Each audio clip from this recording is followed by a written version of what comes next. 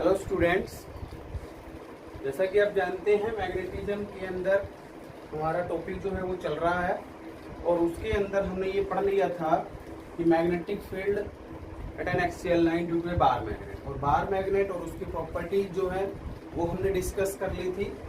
इसके बाद आगे बढ़ते हैं। इसके अंदर है magnetic field at an equatorial line due to a bar magnet or magnetic dipole। एक ही बात है, मैग्नेटिक डाइपोल कह दो या बार मैग्नेट कह दो, क्योंकि दो ही पोल हैं उसके अंदर, एक साउथ पोल और एक क्या नॉर्थ पोल। तो आज हम डिस्कस करते हैं ये वाला टॉपिक इक्वेटोरियल लाइन के ऊपर। ठीक है, मैंने जैसा कि आप जानते हैं मैंने बताया था कि इस चैप्टर को पढ़ने से पहले एक बार आप डिस्कस कर लेना, मीन्स एक बार पढ़ लेना इलेक्ट्रिक फील्ड वाला चैप्टर। ठीक है, तो इलेक्ट्रिक फील्ड वाला चैप्टर आपने सकता है पढ़ लिया हो। तो इक्वेटोरियल लाइन के ऊपर मैग्नेटिक फील्ड की बात करते हैं। ठीक है, तो पहले हमें क्या चाहिए, एक बार मैग्नेट चाहिए। सपोज ये अपने पास बार मैग्नेट हो गई, मैग्नेटिक लेंथ बताई थी, ये साउथ पोल और ये है अपना नॉर्थ पोल। मैग्नेटिक लेंथ कहां से कहां तक, साउथ से नॉर्थ। ठीक है, थोड़ी अंदर से लेनी है, इस बात का ध्यान रखेंगे। लेंथ हमने 2a ले ली थी, ये इसका सेंटर है। और इक्वेटोरियल लाइन किसे कहते हैं, परपेंडिकुलर लाइन, मींस बाइसेक्ट करे इसको, एक परपेंडिकुलर लाइन और सेंटर में से पास कर जाए, उसे हम क्या कहेंगे, इक्वेटोरियल लाइन कहेंगे। तो ये परपेंडिकुलर लाइन है, इसके ऊपर परपेंडिकुलर हो गई, बाइसेक्ट कर गई, बराबर बराबर भाग में बांट गई। तो आप जानते हैं टोटल जो लेंथ ली थी, मैग्नेटिक लेंथ कितनी ली थी, 2a। तो O से लेकर के S तक अपनी हो गई a, और O से लेकर के N तक भी हो गई क्या, a। ये हो गई। ठीक है, ध्यान रहे एंड से एंड तक नहीं लेना, थोड़ा अंदर से लेना है। ठीक है, इस चीज का हम ध्यान रखेंगे। तो अपने पास क्या है, SN एक बार मैग्नेट है, SN भी a bar magnet, and O be the centre. O क्या है, सेंटर। और SN की लेंथ मान लेता हूं कितनी है, 2a। तो OS और ON किसके बराबर हो गया, a। समझ गए। और ये एक इक्वेटोरियल लाइन हो गई। तो यहां पे मैं कोई पॉइंट ले लेता हूं P, यहां पे मैंने कोई पॉइंट ले लिया P, कितनी डिस्टेंस पे, O से लेकर के P तक की डिस्टेंस मान लेते हैं कितनी, R, जैसा उसके अंदर माना था सेम है। तो लेट एक चीज और मान लेते हैं, P be a point at equatorial line of bar magnet at which we have to find magnetic field, जिसके ऊपर हम क्या निकालेंगे, जहां पे हम मैग्नेटिक फील्ड की वैल्यू फाइंड आउट करेंगे। ठीक है, और ये भी मान लेते हैं एट डिस्टेंस r। OP की बराबर वैल्यू कितनी मान ली, r है। ये चीजें अपने पास आ गई, ये हमने मानी है। SN की लेंथ मान ली हमने, SN एक बार मैग्नेट जिसकी लेंथ कितनी है, 2a है, और O उसका सेंटर है। तो OS और ON किसके बराबर हो गए, A और A के बराबर हो गए। P हमारा कहाँ, इक्वेटोरियल लाइन पे हो गया, कितनी डिस्टेंस पे, R डिस्टेंस पे। ठीक है, अब आप जानते हैं हम नॉर्थ पोल के कारण मैग्नेटिक फील्ड निकालेंगे P पॉइंट पे, और साउथ पोल के कारण मैग्नेटिक फील्ड निकालेंगे P पॉइंट पे। तो इसके लिए मैं O और S को ज्वाइन कर देता हूं, ON को ज्वाइन कर देता हूं, ठीक है, और OS और ON दोनों बराबर होंगे। OS सॉरी एस पी और एन पी दोनों बराबर होंगे, एस पी और एन पी इसके अंदर बराबर होंगे और कितने होंगे, R square plus A square का रूट हो गए ना।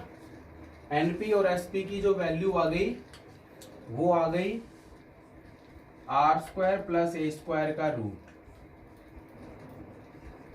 और ये एंगल भी मान लो थीटा, तो ये एंगल भी कितना हो जाएगा, थीटा। ठीक है, दोनों एंगल क्या होंगे, बराबर हो जाएंगे। Angle S P S O और पी एन ओ दोनों किसके बराबर हो गए, थीटा के बराबर। ठीक है, नोट्स आपको साथ साथ बनाते रहना है, यहाँ तक आप वीडियो को पॉज करके इसको लिख लें। इसके बाद हम मैग्नेटिक फील्ड की वैल्यू निकालते हैं पी पॉइंट पर, नॉर्थ पोल के कारण और फिर साउथ पोल के कारण। ठीक है, तो यहां से इसको इतना आप लिख लेंगे। नोटबुक आप अपने क्या कंप्लीट करते रहेंगे साथ साथ। इतना लिखने के बाद अब हम आगे बढ़ते हैं।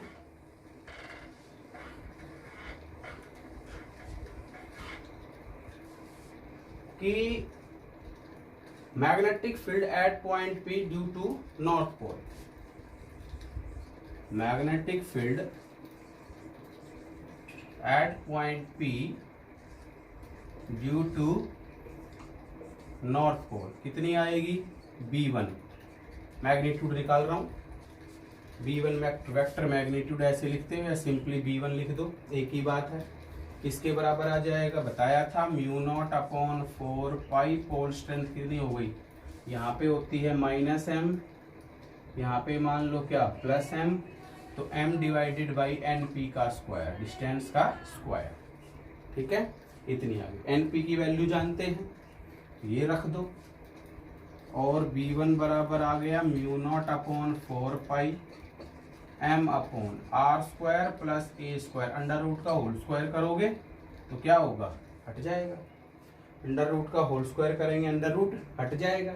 डायरेक्शन देखो नॉर्थ पोल के कारण कहाँ होगी, आउटवर्ड, तो ये हो गई हमारी आउटवर्ड। ठीक है, तो क्या लिखेंगे, डायरेक्टेड एनपी प्रोड्यूस्ड, एनपी की बढ़ी हुई लाइन पर, डायरेक्टेड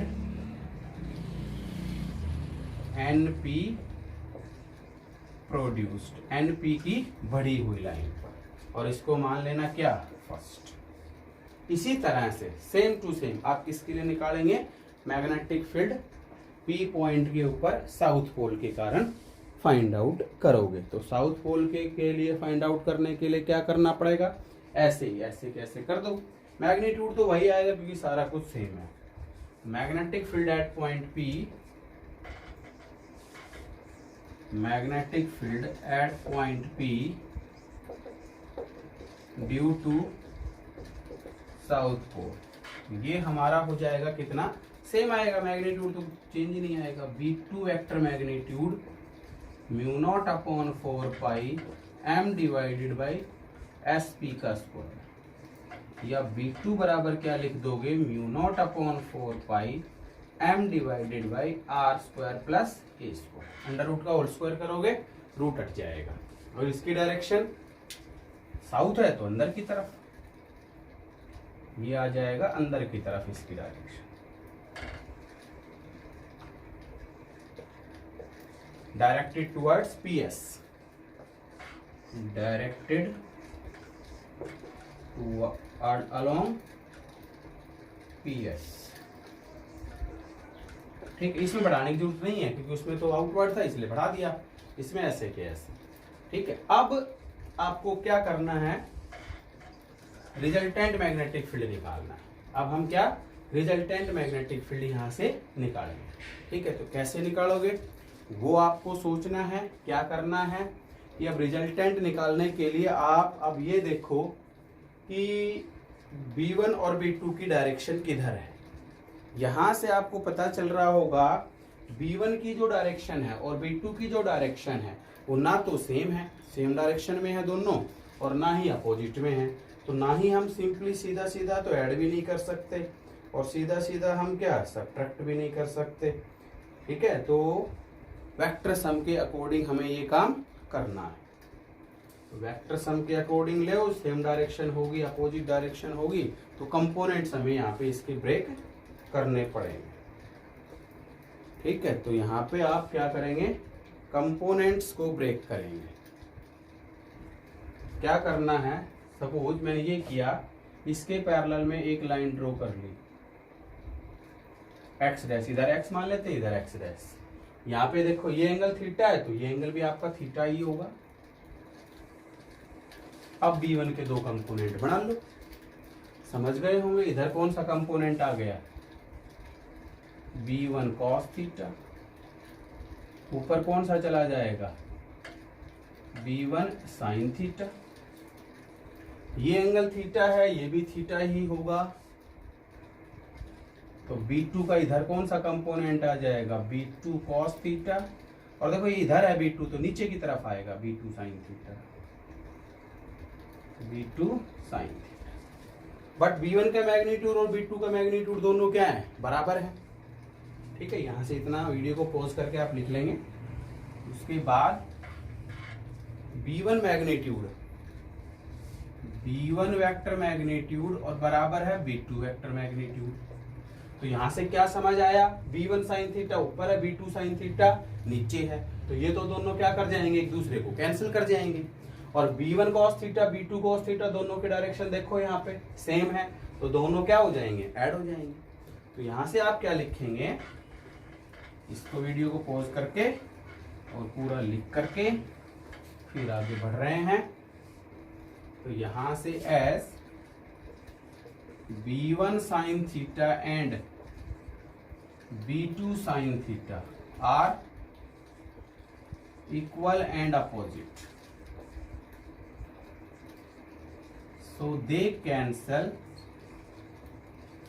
each other। ठीक है, so net magnetic field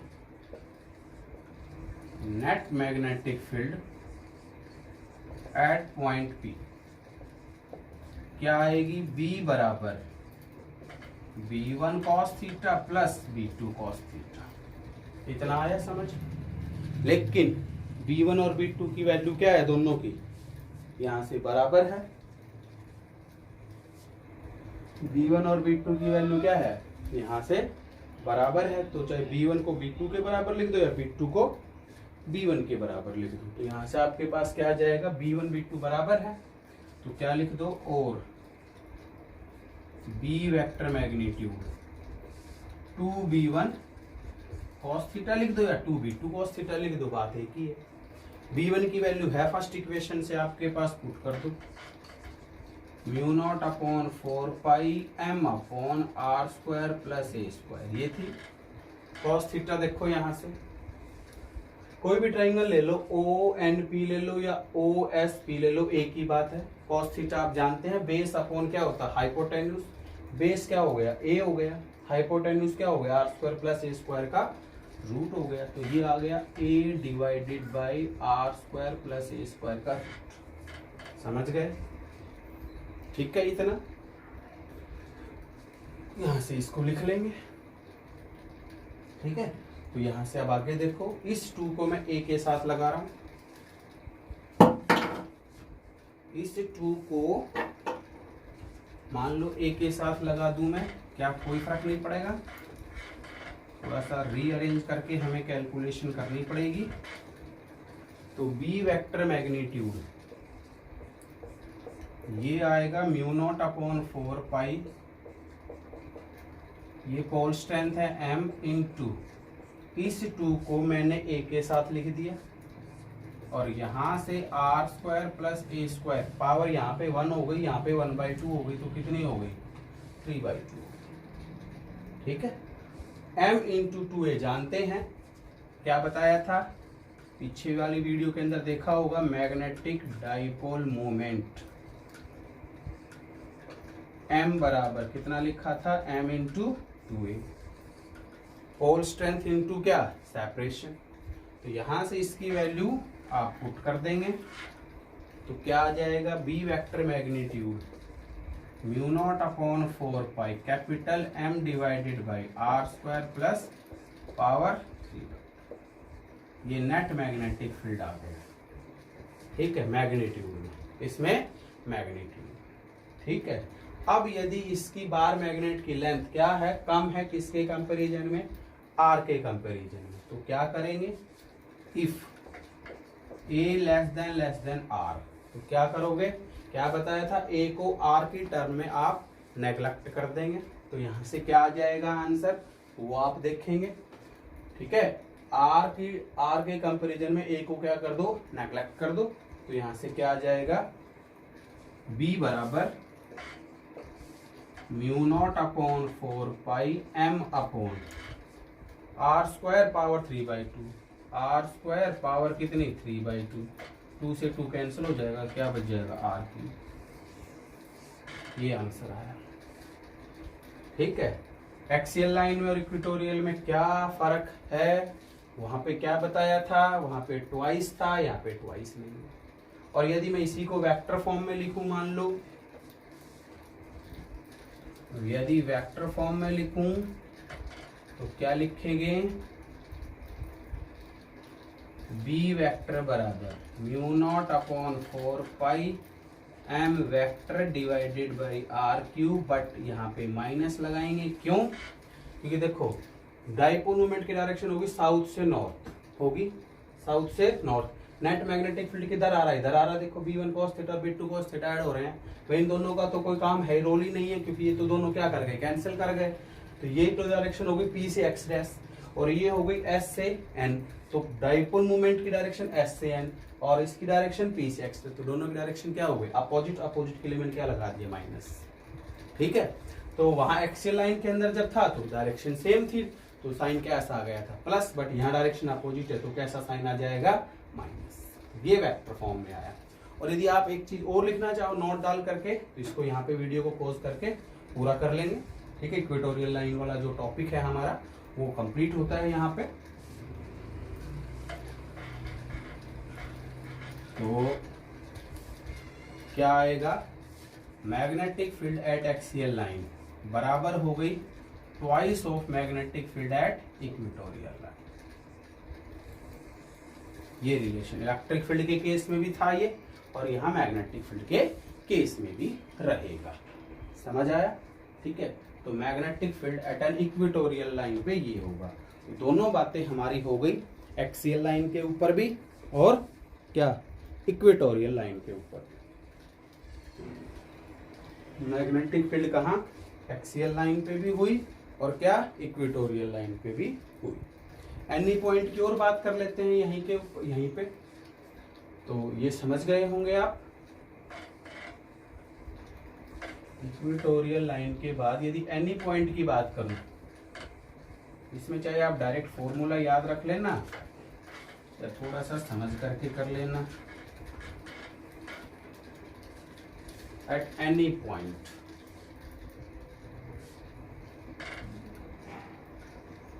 at any point due to a bar magnet, any point की बात कर रहा हूं, मतलब ना एक्सियल पे और ना इक्वेटोरियल पे, किसी भी एक पॉइंट कहीं भी ले सकते हैं। जैसे सपोज यहां पे लिया, ये बार मैग्नेट ली, एसएम क्या हो गई, बार मैग्नेट हो गई, ये इसका सेंटर हो गया, टोटल लेंथ कितनी है 2a है, यहां से यहां तक कितनी हो गई, a हो गई, और यहां से यहां तक भी a हो गई, और एनी पॉइंट यहां पे हुआ, कोई भी पॉइंट, क्या एंगल बना करके, थीटा, क्या एंगल बना करके, थीटा, किसी भी पॉइंट, ठीक है। तो एम वेक्टर किधर होगा, एस से एन की तरफ होगा, ये डाइपोल मोमेंट होगा, इधर एस से एन की तरफ, हो गया। अब क्या कर लो, इसको थोड़ा सा रोटेट कर लो, इस बार मैग्नेट को मैंने ऐसे रोटेट कर दिया, ऐसे थी, ऐसे थी, सपोज इसको ऐसे कर लिया एंगल की डायरेक्शन में, ऐसे यहां पे बार मैग्नेट बनाई,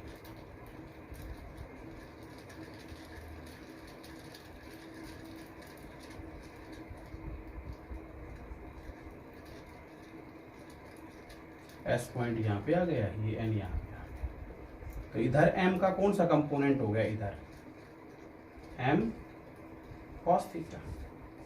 भाई इधर एम का कौन सा कंपोनेंट, थीटा के अलग कौन सा कंपोनेंट जाएगा, एम कॉस थीटा।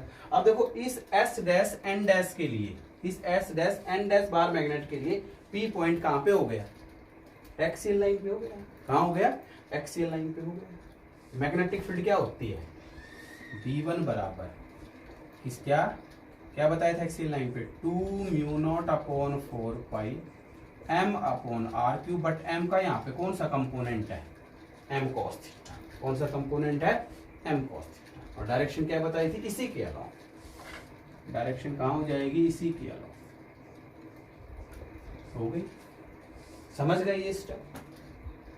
इसी तरह से अब इसको ऐसे घुमा लो, इस बार मैग्नेट को इसके बिल्कुल परपेंडिकुलर ओपी के। अब इसको मैंने ऐसे घुमा लिया, तो ये पॉइंट एस डबल डैश मान लिया, ये एन डबल डैश मान लिया। तो एम का इधर कौन सा कंपोनेंट आ जाएगा, ये एम है, इधर एम कॉस थीटा चला गया, इसके परपेंडिकुलर कौन सा हो गया, एम साइन थीटा। तो इस बार मैग्नेट के लिए ये पॉइंट कहाँ हो गया, इसके परपेंडिकुलर हो गया, इक्वेटोरियल लाइन पर हो गया। और इक्वेटोरियल के लिए एस से एन डैश इधर तो एम साइन थीटा है, तो मैग्नेटिक फील्ड किधर होगी, अपोजिट डायरेक्शन है, इससे अपोजिट। ये इधर हो गई, ये इधर हो जाएगी, एंटी पैरेलल। तो ये B2 हो गई। तो B2 क्या आएगी, म्यू नॉट, अब ट्वाइस नहीं आएगा, इक्वेटोरियल लाइन पे है, तो m का कौन सा कंपोनेंट है, m साइन थीटा। फर्स्ट मान लो इसको सेकंड। अब बेहद आसान सी बात होगी, पैरेललोग्राम लॉ ऑफ ट्रेडिशन से आप कर लेंगे। क्या पैरेललोग्राम बनाया, नेट मैग्नेटिक फील्ड ये B हो गई, मान लेते ये एंगल क्या है, अल्फा है, ठीक है। ये मान लो तो ये मान लेना अल्फा, ये मान लो तो ये मान लो, तो कोई दिक्कत ही नहीं, ठीक है। तो net magnetic field at point P क्या आ जाएगा, B बराबर उसी तरह से जैसे इलेक्ट्रिक फील्ड के केस में किया था आपने, B1 square plus B2 square plus 2B1 B2 cos theta. But यहाँ पे तो B1 और B2 के बीच में एंगल कितना है, 90, तो कॉस 90 कितना हो जाएगा, 0। तो क्या आ जाएगा, B1 square plus B2 square का रूट। यहाँ पे ये वैल्यूज रख दो, क्या बाहर आ रहा है, m बाहर आ रहा है, म्यू नॉट अपॉन 4 पाई बाहर आ रहा है, आर क्यूब बाहर आ रहा है, तो ये बाहर ले लो, mu not upon 4 pi m upon are cube बाहर। अंदर क्या बच गया, 2 का स्क्वायर कितना बच गया, 4 कॉस स्क्वायर थीटा प्लस क्या साइन स्क्वायर थीटा। ये आंसर है। यहाँ पे छोड़ो तो यहाँ छोड़ देना, और यदि साइन स्क्वायर थीटा की वैल्यू रखना चाहो तो रख देना। जैसे sine square theta plus cos square theta क्या होता है, 1, तो 1 साइन स्क्वायर थीटा क्या रख दोगे, 1 माइनस कॉस स्क्वायर थीटा। तो कॉस की टर्म में ही आंसर हमारा हो जाएगा। तो क्या आ जाएगा, B vector magnitude mu not upon 4 pi m upon are cube. अंदर बच गया 4 में से 1 चला गया, 3 बच गया, 3 कॉस स्क्वायर थीटा और प्लस क्या होगा, ठीक है। ये हमारा एनी पॉइंट के ऊपर। दोनों केस यहाँ से आप डिस्कस कर सकते हैं। एक्सियल लाइन पे हो तो थीटा की वैल्यू आप जानते हैं कितनी होती है, 0। और इक्वेटोरियल पे हो तो थीटा की वैल्यू कितनी हो जाएगी, 90। यहाँ से वही आंसर आएंगे जो हमारे एक्सियल और इक्वेटोरियल लाइन वाले आए थे। तो यहाँ से वीडियो को पॉज करके इसको आप लिखेंगे। अब क्या होगा हमारा, मान लो स्पेशल केसेस में डिस्कस करूं, स्पेशल केसेस। पहला है if point P lies at axial line, तो थीटा की वैल्यू कितनी होगी, 0। कॉस 0 कितना हो गया, 1। तो 3 + 1 कितना हो गया, 4, 4 का अंडर रूट 2। तो आंसर वही आएगा, B at axial line twice of mu not upon 4 pi m upon क्या, आर क्यूब। इसी तरह से यदि हम इक्वेटोरियल लाइन पे लें तो थीटा की वैल्यू क्या हो जाएगी, 90। और cos 90 क्या होता है, 0। तो ये तो 0 हो गया, 1 का अंडर रूट क्या आएगा, 1। तो आंसर तो वही है। दूसरा, यदि पॉइंट P कहाँ है, इक्वेटोरियल लाइन पे है तो थीटा की वैल्यू कितनी होगी 90। तो बी एट इक्वेटोरियल लाइन आपका क्या आएगा mu not upon 4 m upon are cube. 1 का अंडर रूट क्या आएगा 1 आएगा। मीन्स हमारा रिजल्ट जो है वो सही है।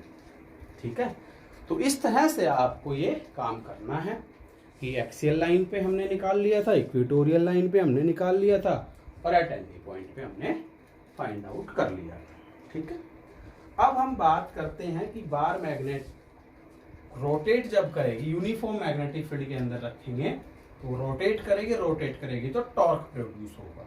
अब वो टॉर्क की वैल्यू निकालेंगे और पोटेंशियल एनर्जी की वैल्यू निकालेंगे। तो यहां से अगला टॉपिक हमारा क्या है, वीडियो को यहाँ पे पॉज करके आप ये लिख लेंगे।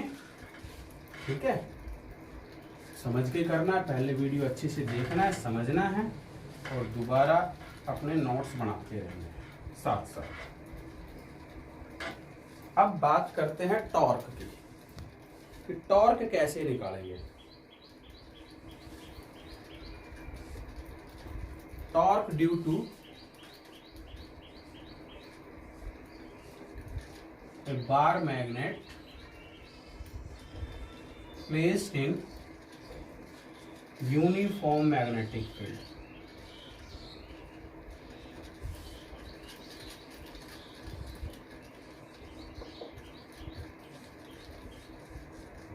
Torque due to a bar magnet placed in uniform magnetic field. तो टॉर्क आप निकालेंगे यहां से, तो वो देखिए टॉर्क कैसे, पहले यूनिफॉर्म मैग्नेटिक फील्ड चाहिए, पहले यूनिफॉर्म मैग्नेटिक फील्ड चाहिए हमें। तो मान लेता हूं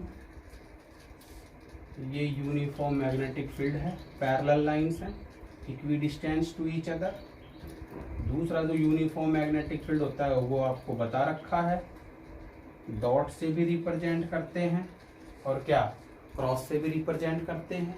ये uniform magnetic field along the line है, ठीक है, अलोंग द प्लेन है और परपेंडिकुलर होगा, दो डॉट और क्रॉस से हम रिप्रेजेंट करेंगे। ये तो यूनिफॉर्म मैग्नेटिक फील्ड हो गई, सपोज बी मान लीजिए। इसके अंदर हमने क्या रख दिया, एक बार मैग्नेट रख दी।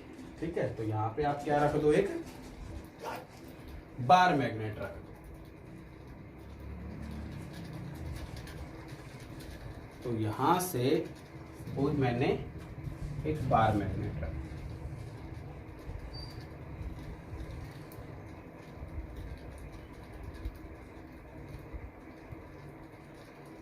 SN एक बार मैग्नेट लेंगे। ठीक है, मैग्नेटिक लेंथ पता ही है आपको, बार बार कह रहा हूं, अंदर से लेनी है थोड़ी। ये SN एक बार मैग्नेट और मैग्नेटिक डाइपोल मोमेंट जो होगा वो आप जानते हैं, साउथ से नॉर्थ की तरफ। ये डाइपोल मोमेंट की डायरेक्शन हो गई और मान लेते हैं मैग्नेटिक फील्ड के साथ इसने कितना एंगल बना दिया, थीटा। कितना बना दिया, थीटा। और SN की वैल्यू वही ले लो, इतनी 2a। मैग्नेट की जो लेंथ मान ली वो कितनी मान ली हमने, 2a। तो SN अपने पास यहाँ से एक बार मैग्नेट हो गई जिसकी लेंथ 2a है और वो यूनिफॉर्म मैग्नेटिक फील्ड के अंदर रखी हुई है, making an angle theta. Let SN be a bar magnet of length 2a। ठीक है, placed in uniform magnetic field making angle theta as shown in figure. ठीक है, तो यहां से आप ये देखना कि जब इलेक्ट्रिक फील्ड की बात कर रहे थे हम, तो आपको पता होगा F इज इक्वल टू क्या था, क्यू ई, है ना। ऐसे ही मैग्नेटिक फील्ड के अंदर फोर्स क्या हो जाएगा, F is equal to same है, क्यू की जगह M और E की जगह क्या आ जाएगा, M। तो नॉर्थ पोल के ऊपर फोर्स कितनी होगी, यहाँ पे क्या है अपना -M, यहाँ क्या है +M। पोल स्ट्रेंथ की बात करते हैं तो नॉर्थ पोल के ऊपर फोर्स कितनी होगी, F बराबर क्या, MB। प्लस आएगी तो अलोंग द डायरेक्शन हो जाएगी। ये एफ वेक्टर बराबर क्या आ गया, प्लस एम बी। इसके ऊपर फोर्स क्या होगी, माइनस एम बी। तो माइनस है तो डायरेक्शन क्या हो जाएगी, अपोजिट, तो मैग्नेटिक फील्ड से जस्ट अपोजिट। तो इसके ऊपर फोर्स क्या आ गया, एफ वेक्टर बराबर माइनस एम बी। हो गई या नहीं हो गई? अब ध्यान से समझो, ये बार मैग्नेट है, ऐसे रखी, इसके ऊपर फोर्स ऐसे लगी, देखो ऐसे लगी, इसके ऊपर फोर्स इधर लगी, तो ये क्या कर जाएगी, रोटेट कर जाएगी। नेट फोर्स तो जीरो है, ठीक है, बट ये फोर्सेस क्या बना गई, कपल बना गई। तो इसको बार मैग्नेट ने क्या कर दिया, तो इस कपल ने बार मैग्नेट को क्या करा, रोटेट करा, ठीक है। रोटेट करा तो क्या प्रोड्यूस होगी, टॉर्क प्रोड्यूस होगी। तो क्या लिखेंगे, force at north pole, F vector बराबर क्या, plus M B, directed along magnetic field. हो गई, ठीक। इसी तरह से प्लस फर्स्ट मान लेना, इसी तरह से फोर्स एट साउथ पोल क्या आएगी, minus M B, directed opposite to magnetic field.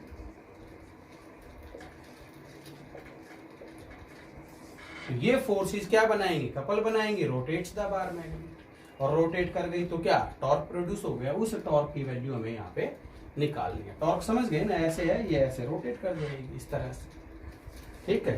तो यहां से यहां तक आप लिखेंगे इसको, इसके बाद बात करते हैं, वीडियो को पॉज करके यहां तक आप लिख लेंगे।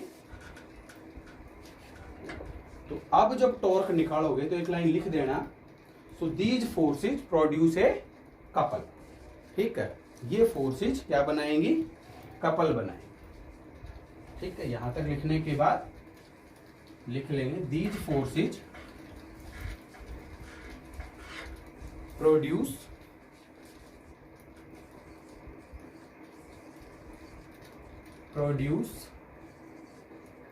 A couple which rotates the, इसको F1 मान लो, इसको F2 मान लो, डायरेक्शन अपोजिट है, मैग्नीट्यूड तो same. Produce a couple which rotates the bar magnet and hence torque is produced। क्या हो जाएगा, टॉर्क प्रोड्यूस होगा। और टॉर्क का फॉर्मूला जानते ही हैं, either force into perpendicular distance. ये आप सभी जान 11th में पढ़ते हैं हम। टॉर्क का formula force into perpendicular distance. यहां से इसके ऊपर परपेंडिकुलर डाल दो, एन से इसके ऊपर मैंने क्या डाल दिया, परपेंडिकुलर डाल दिया, मान लिया एनपी। क्या मान लिया, एनपी। तो क्या आ गया, टाउ बराबर फोर्स का मैग्नीट्यूड तो क्या है, एम बी। भाई वो प्लस एम बी वेक्टर था, minus M B vector, magnitude तो क्या है, एम बी। डायरेक्शन की बाद में बात कर लेंगे। इनटू परपेंडिकुलर डिस्टेंस क्या है, एनपी। इतना समझ गए। अब एनपी की वैल्यू निकाल लो, कौन सी ट्राइंगल से, S N P, from triangle, right angle triangle है S N P, N P divided by S N, ठीक है। तो क्या हो गया, परपेंडिकुलर अपॉन हाइपोटेन्यूज, और परपेंडिकुलर अपॉन हाइपोटेन्यूज क्या हो गया, साइन थीटा। एनपी की वैल्यू आ गई एस एन साइन थीटा, और एस एन किसके बराबर है, 2। एस एन किसके बराबर है, 2a। तो यहां से टॉर्क की वैल्यू आएगी मेरे पास M B into 2a sine theta. समझ गए। m इंटू 2a को साथ साथ लिख दो, क्या बन जाएगा, डाइपोल मोमेंट बन जाएगा। तो यहां तक आप लिखने के बाद, ठीक है, वीडियो को पॉज करके यहां तक लिख लेंगे। उसके बाद इसको मैं मिटा रहा हूं, तो टॉर्क बराबर मेरे पास क्या आ गया, m into 2a b sign theta, और m इंटू 2a क्या होता है, कैपिटल M। या और यदि वेक्टर फॉर्म में लिखो तो टाउ वेक्टर क्या आ जाएगा, ए बी साइन थीटा क्या होता है, ए क्रॉस बी। तो यहाँ पे क्या आएगा, M cross B, M cross B. Torque आ गया m क्रॉस b। समझ गए? ठीक है ना। तो और दो बातें यदि आप करो, मान लो इसी की डायरेक्शन में रख दूं, इसको ऐसे रख दूं, इसकी बजाय ऐसे रख दूं, मीन्स थीटा 0 हो जाए, तो टॉर्क कितना होगा? रोटेट ही नहीं करेगी, टॉर्क कितना हो जाएगा? 0। तो यहां से दो बातें यदि हम लिखें,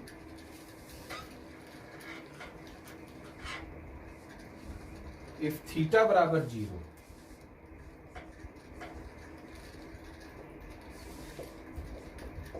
थीटा बराबर 0, तो और 180 अपोजिट लिख दो, अपोजिट रख दो चाहे, तो टॉर्क 0। परपेंडिकुलर रखोगे, थीटा बराबर 90, तो साइन 91 होता है, तो टॉर्क क्या आ जाएगा? mb।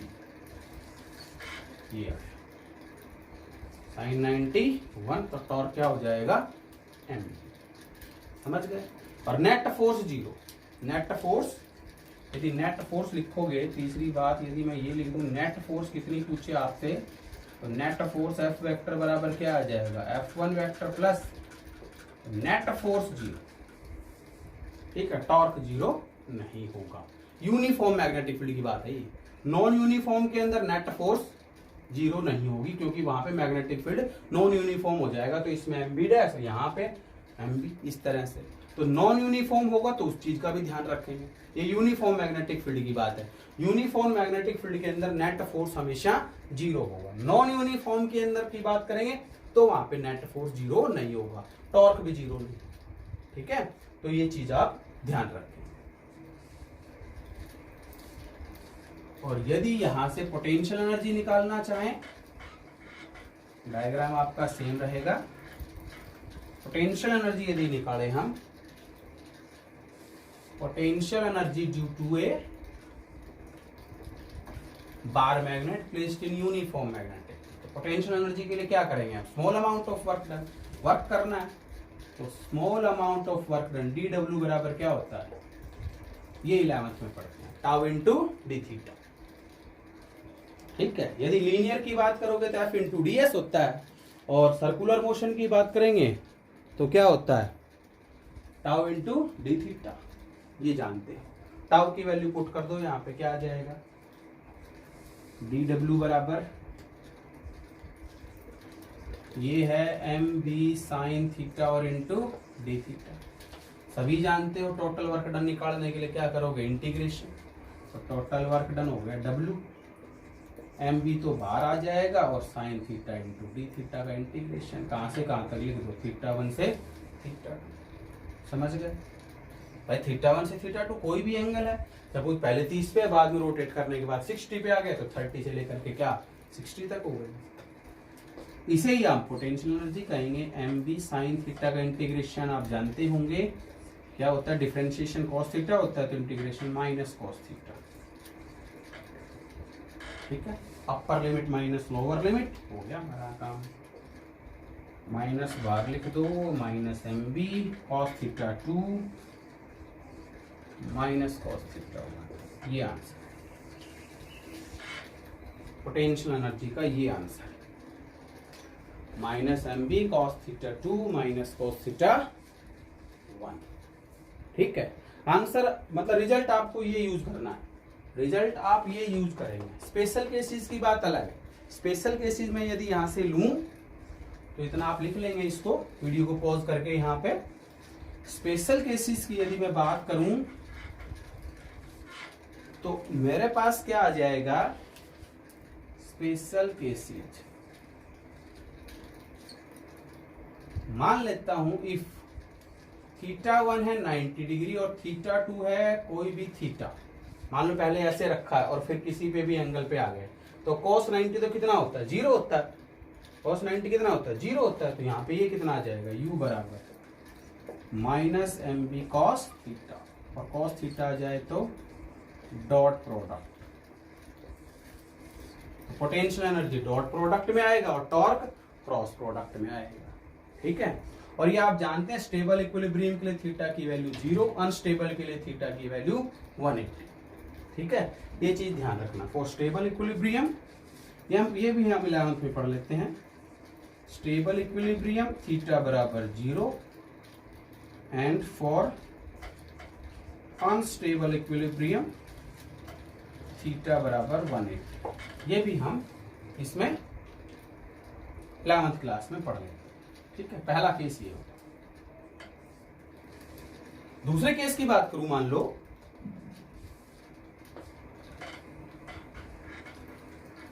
ऐसे रख करके वापस ऐसे रोटेट कर दिया, जैसे इस तरह से। मान लो θ1 0 है, इफ θ1 0 है और θ2 180 है, तो क्या आएगा, u बराबर माइनस एम बी। तो क्या आ जाएगा, cos 180 माइनस cos 0। तो u बराबर क्या आएगा, माइनस एम बी। cos 180 क्या होता है, माइनस। यहाँ पे माइनस, cos 0 क्या होता है, 1। -1 -1 -2 हो गया, माइनस माइनस प्लस, ट्वाइस होगा। इतनी पोटेंशियल एनर्जी होगी। ठीक है, तो ये हमारा क्या था, टॉर्क का, पोटेंशियल एनर्जी का। टॉर्क और पोटेंशियल एनर्जी बार मैग्नेट के लिए हमने निकाली, यूनिफॉर्म मैग्नेटिक फील्ड के अंदर यदि हम रख दें तो। ठीक है, तो एक्सियल लाइन हो गया, इक्वेटोरियल लाइन हो गया, टॉर्क हो गया और पोटेंशियल एनर्जी हो गया। इतना आप लिखेंगे। थैंक यू, बाकी बाद में डिस्कस करेंगे।